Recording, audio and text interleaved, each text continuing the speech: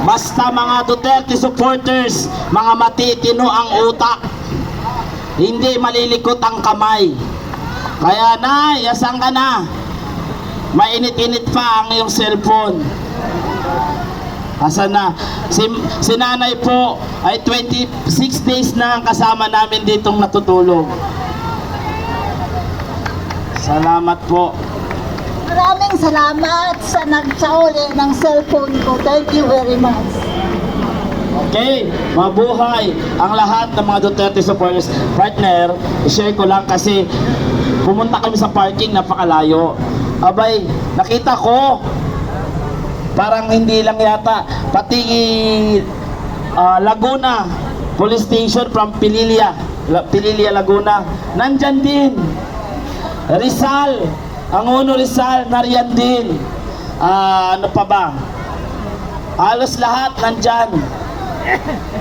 Diyos ko po, ilang gasolina na naman ang naubos nito, ilang kaba na naman ang bayan ng mawawalan.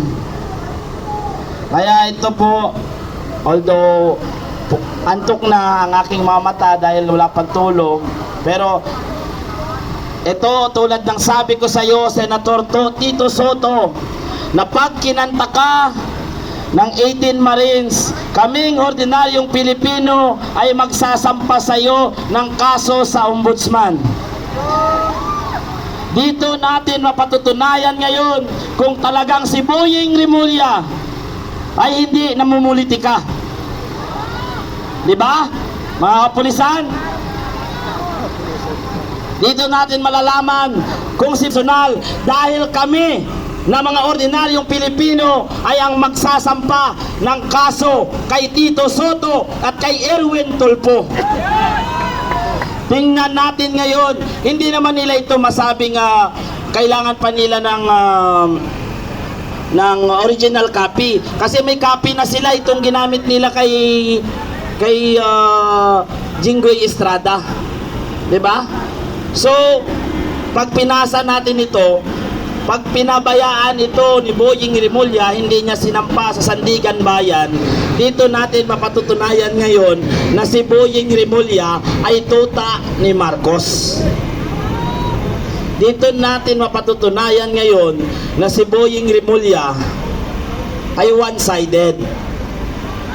Niluklok siya ni Presidente Marcos dyan sa posisyon para ipagtanggol ang lahat ng nagnanakaw sa kaban ng bayan na kakampi ng Administrasyong Marcos.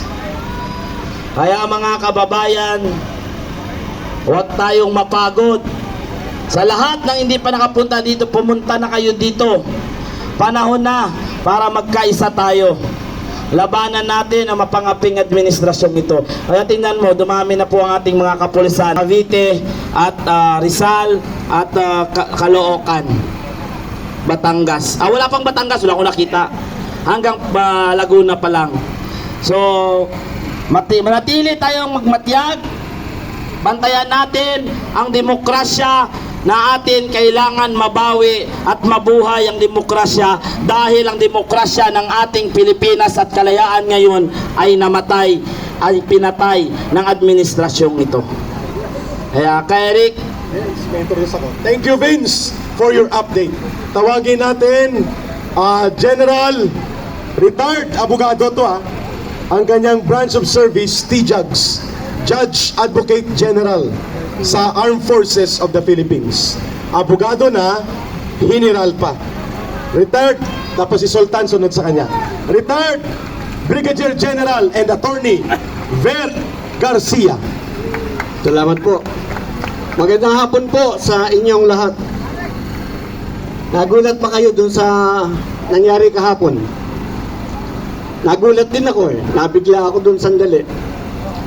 Sabi ko, paano nangyari? Bakit parang nagkabiglaan? Akala ko nakabuo sila ng 13, 12 lang pala. So nung nakita kong 12 lang sila, sabi ko, practice. Ika nga pang-inis. Mainis matalo.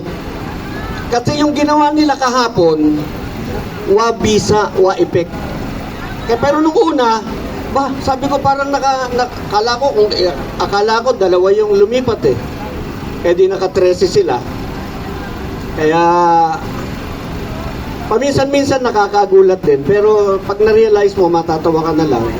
Nagpa-practice ng iinis. Ganito po kasi yon. Very basic, very basic. Hindi po natin kailangan ng malalim na paliwanag na katulad ng paliwanag ng abogado pagka siya ay nagpipresent ng kaso sa korte. Alam po natin, very basic, pagka mayroong session sa Senado, 24 sila, kailangan may quorum. Ano ba yung quorum? 50% plus 1. Di po ba? Kung sa Kamara, ganun din. Kahit sa ordinaryong organisasyon, sa korporasyon, ang unang tinatanong ng chairman, Miss Secretary, Mr. Secretary, do we have a quorum? Very important. So, ang sagot ngayon ng Secretary, sabihin niya, yes, Mr. Chairman, we have a quorum to validly transact business. Because if you do not have a quorum, you cannot transact a business. So because of that, very very simple, very very basic, madaling unawain ng lahat, pag wala kang quorum, you cannot transact business. Kung wala kang 13, hindi ka pwedeng mag-declare ng any position vacant. And therefore, yung eleksyon nila nung mga iba-ibang komite, pangarap lang po yun. Practice. Wala pong katotohanan yun, wala pong bisa lahat yung ginawa nila kahapon. Panaginip. Ambisyon. Practice. Ika nga mainis, matalo. Yan. So wala pong bagong Senate pro tempore, walang active